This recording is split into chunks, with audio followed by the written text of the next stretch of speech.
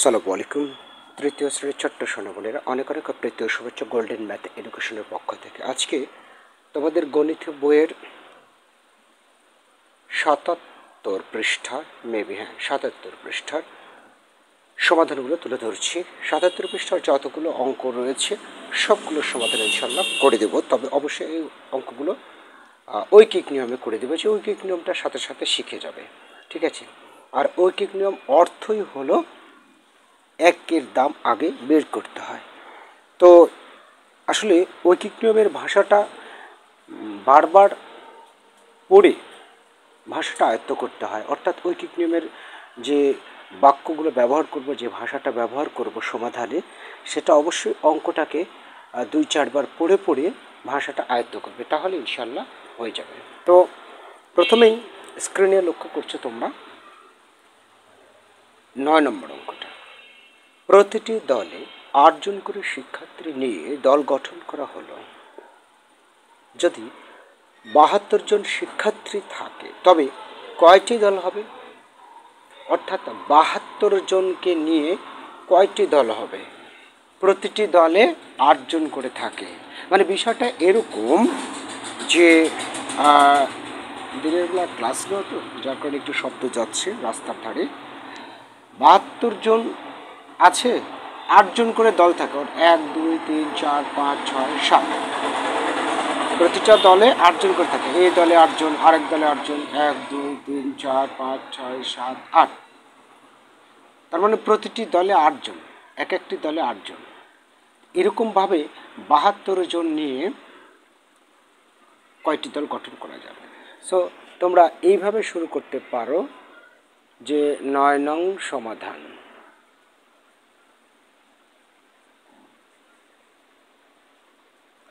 ৯ নং সমাধানে শুরু করতে পারো এভাবে,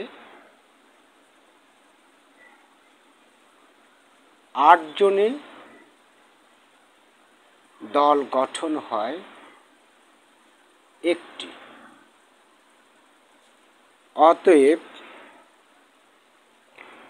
একজনে দল গঠন ও হয়তো লিখে, আচ্ছা একটি, একজনে দল গঠন অবশ্যই কম হয়ে যাবে। এখন এখানে যে সংখ্যা থাকবে সেই সংখ্যা উপরে লিখবে আর নিচে এটা লিখবে। এটা করতে করতে এক সময় হ্যাবিট হয়ে যাবে, হ্যাঁ, এইভাবে লিখবে। তারপরে ওখানে বলেছিল ৭২ জনে দল গঠন হয়, তাহলে এবার যে এই যে উপরে যে ১ লিখলাম, এই ১-এর সাথে এই ৭২ গুণ দিবে। প্রত্যেকবার যখন আসবে না, তখন অটোমেটিকভাবে তোমরা এই নিয়মটা শিখে যাবে। দেখো, এটা উপর নিচে লিখলাম, সংখ্যা রেখার উপর নিচে লিখলাম, তার মানে বুঝতে হবে এই নিচেরটা দিয়ে এই ৭২কে ভাগ করছি আমরা। ৮ ৯ ৭২, তার মানে ৯টি। উত্তরে লিখবে এরকম যে ৯টি দল হবে, ৯টি দল হবে। ওকে, আচ্ছা, এবারে ১০ নম্বরটা বলেছি। সাদিক ৫৪ পৃষ্ঠার একটি বই পড়ছি। যদি সে একদিনে ৬ পৃষ্ঠা পড়ে, এই বই পড়ে শেষ করতে তার কত দিন সময় লাগবে? এখানে চেয়েছে দিনের হিসাব। তাহলে গতকালকেও বলছিলাম, আজকেও বলছি, যেটা চাইবে, যে প্রসঙ্গটা চাইবে, সেই প্রসঙ্গে বা সেই বিষয়টা ওই বাক্যের শেষে লিখতে হবে। চেয়েছে কি দিন, চেয়েছে কি দিন চেয়েছে, আর একদিনে সে কয় পৃষ্ঠা পড়ে? ৬ পৃষ্ঠা। একদিনে সে ৬ পৃষ্ঠা পড়ে, তাহলে এই কথাটাকে ঘুরিয়ে দিন কথাটা পরে নিতে হবে, অর্থাৎ ৬ পৃষ্ঠা পড়ে একদিনে। ৬ পৃষ্ঠা বই পড়ে একদিনে, অতএব ১ পৃষ্ঠা বই পড়ে এই যে সেই দেখো 1 উপরে গেল, 6 নিচে আসবে, মানে এখানে যা আছে তাই। তারপরে 54 পৃষ্ঠা বই পড়ে, এই যে এই 1-এর সাথে 54 গুণ নিচে 6, এই যে সংখ্যার একটা রেখার উপরে উপর নিচে লেখা মানে নিচেরটা দিয়ে এটাকে ভাগ, তার মানে 6 নং 54, মানে কেটে দিলাম, তারপরে 9 দিনে। 54 পৃষ্ঠা বই পড়ে 9 দিনে। এখন ওখানে বলেছিল কতদিন সময় লাগবে, অতএব বা উত্তর যেটা লিখবো কোনো সমস্যা, উত্তর 9 দিন লাগবে। ওকে, আশা করি এটাও বুঝতে পেরেছো। এবারে 11 নম্বর। 11 নম্বর বলেছে একটি প্যাকেটে 8টি বিস্কুট আছে। একজন বালিকা বিস্কুটের 2টি প্যাকেট কিনল। সে মোট কতগুলো প্যাকেট বিস্কুট কিনল? এখানে কি অঙ্কটা বলো তো? তোমাদেরকে আবারও প্রশ্ন করছি। একটি প্যাকেটে 8টি বিস্কুট, মনে করো এই একটা প্যাকেট, ঠিক আছে, 8টি বিস্কুট রয়েছে, এই 8টি বিস্কুট রয়েছে। এরকমভাবে 2টি প্যাকেটে আরও 8টি রয়েছে, 2টি প্যাকেট কিনলো, এই প্যাকেটে 8টি, এই প্যাকেটে 8টি, তাহলে কি 2 প্যাকেটে অবশ্যই বেশি হলো।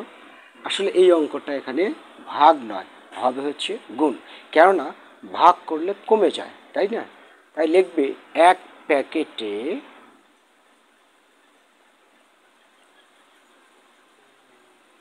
বিস্কুট আছে 8টি, অতএব 2 প্যাকেটে বিস্কুট আছে, এই যে এখানে যে সংখ্যা থাকবে সেই সংখ্যায় আগেই লিখলাম, কিন্তু এটা গুণ হবে, কেননা 2 প্যাকেটে বেশি থাকে, তাই না? 1 প্যাকেটের চাইতে 2 প্যাকেটে বেশি থাকে, তাই 2 এতটি, ঠিক আছে। 8 দুগুণ 16টি, উত্তর বা অতএব যা লেখো, উত্তর 16টি।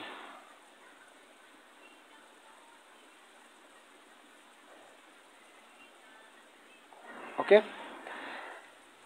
তাহলে এই অঙ্কটা গুণ হবে, কেননা 1 প্যাকেটে 8টি বিস্কুট, এরকম 2টা প্যাকেট কিনেছে একজন বালিকা, তাহলে 2টা প্যাকেট কিনেছে মানেই 8 দুগুণ 16টি বিস্কুট কিনেছে সে।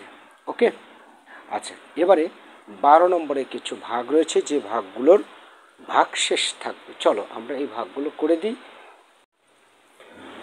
প্রথমে 12 নম্বরের 1 নম্বর বলেছে, 1 নম্বর দিয়েছে 8/3, তো এখানে 3 দিয়ে ভাগ করবে, এইভাবে 3 দিয়ে 3-এর ঘরে নামতা পড়ো যেন 8 পর্যন্ত যায়।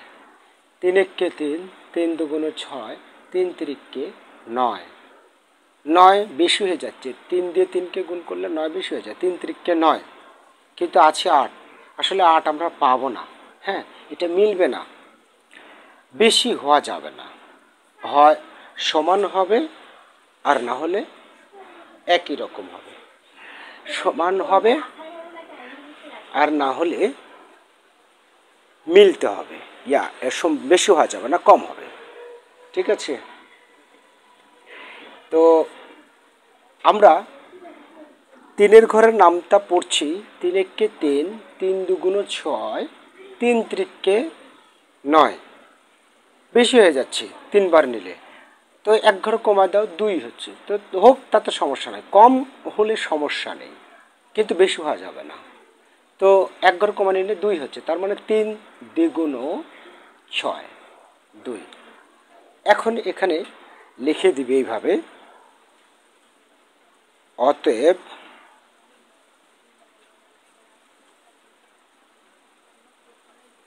ভাগফল 3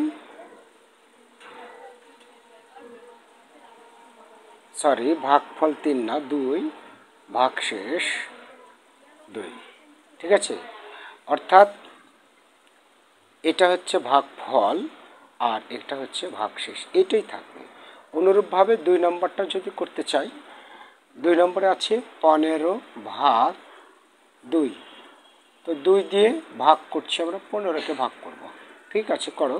2 এর ঘরের নামটা পড়ো, দেখো 2 দুগুণ 8, দুগুণ 16, 20 হয়ে যায়। 7 দুগুণ 14, 15 মিলবে না, কিন্তু বেশি হওয়া যাবে না, তাও 7 বার যাবে, তাহলে 7 দুগুণ 14, 1 অবশিষ্ট থাকবে।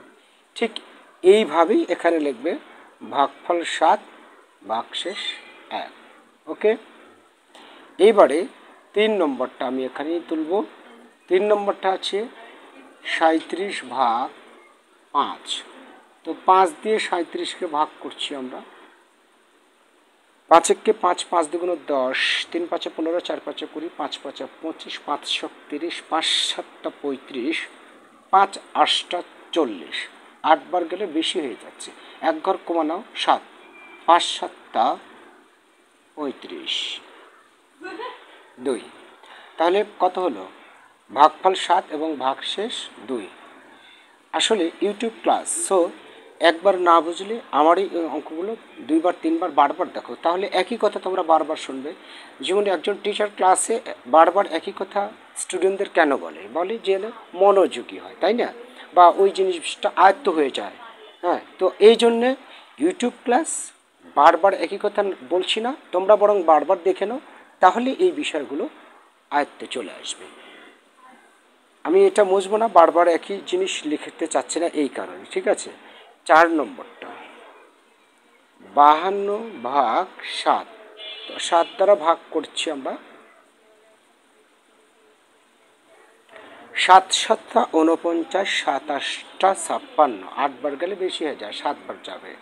7 7 49, তো এবার বিয়োগ করো, 9 আছে কত হলে 12 পাবো, 9 3 12, হাতে থাকে 1 5, 5 5 মিলে গেল। ভাগফল 7, ভাগশেষ 3। এবার 5 নম্বর 23 ভাগ 8, তো 8 দিয়ে ভাগ করো 23, দেখো 8 একে 8, 8 দুগুণ 16, 3 8 24, 3 বার গেলেই বেশি হয়ে যাচ্ছে, 2 বার নাও, 8 দুগুণ 16। 6 আছে কত হলে 13 পাবো, 6 আছে কত হলে 13 পাবো, 7 হাতে থাকে 1 2, 2 2 মিলে গেল। আবারও ভাগফল 2 আর ভাগশেষ এবার হলো 7। ওকে, 6 নম্বরটা 6 নম্বর 31 ভাগ 4, তো লিখি এই 4 8 32, বেশি হয়ে যায় 8, 7 বার নিতে হবে। 4 7 28, 4 7 28, 8 আছে কত হলে 11 পাবো, 8 3 8 3 11 3, ঠিক আছে। তাহলে ভাগফল 7 আর ভাগশেষ 3। এবারে আরও 2টা রয়েছে, ওই 2টাও করে দেব। আচ্ছা, সেটা কি 7 নম্বরটা বলছে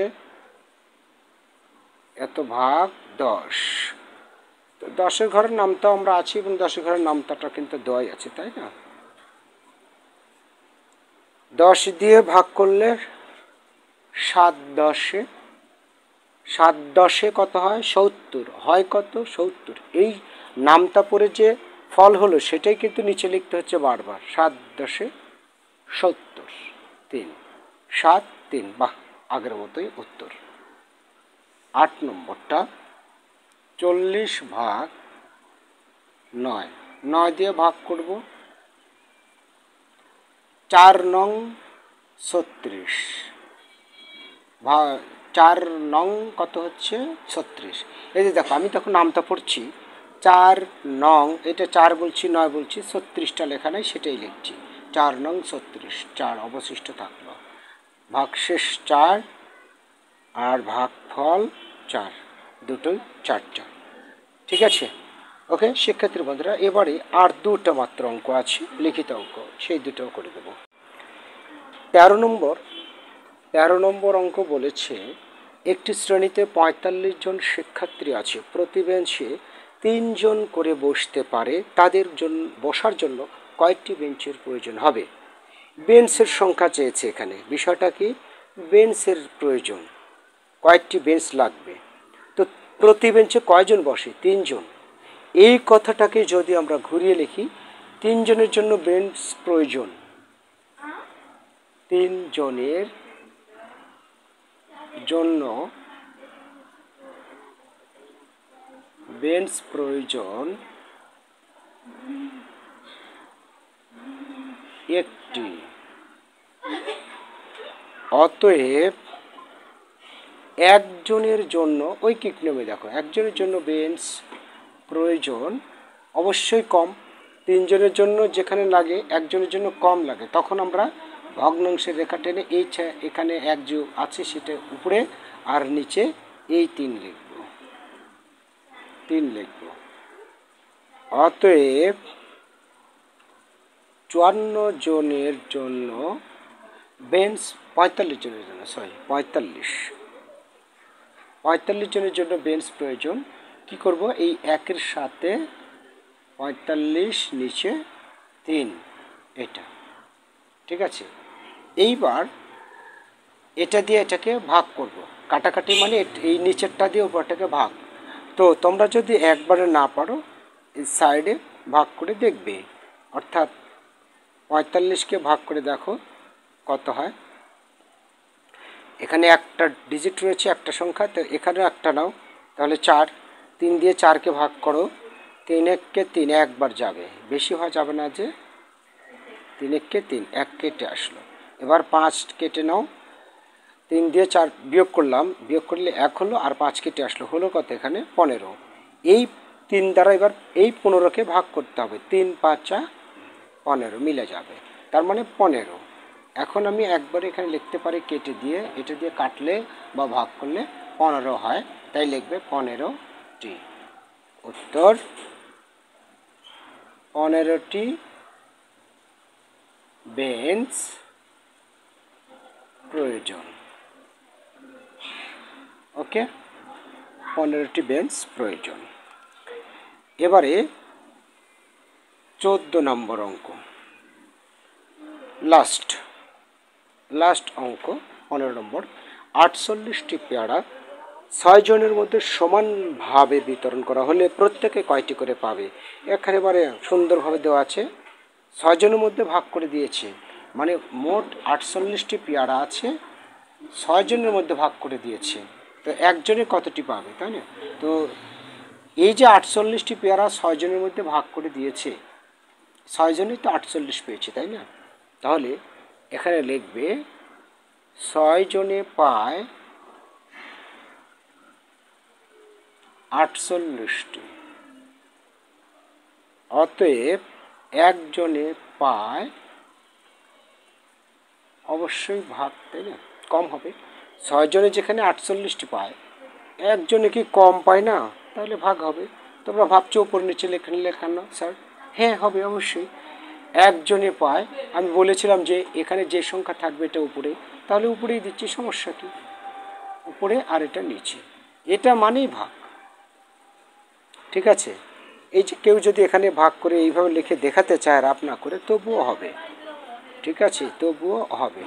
6 8 48, তার মানে এটা দিয়ে এটাকে কাটলে 8 হবে, সমান 8টি, তার মানে একজনে পায় 8টি। উত্তর প্রত্যেকে কতটি পেল? উত্তর প্রত্যেকে পায় 8টি, ঠিক আছে। আশা করি বুঝতে পেরেছ। তাহলে আজকে এই 77 পৃষ্ঠার পর্যন্ত, আগামী দিনে ইনশাল্লাহ নতুন ক্লাস শুরু হবে। ভালো থেকো, তোমাদের দীর্ঘ জীবন কামনা করে আজকের ক্লাসটি এখানে শেষ করছি, আগামী ক্লাসের আমন্ত্রণ জানিয়ে। আল্লাহ হাফিজ।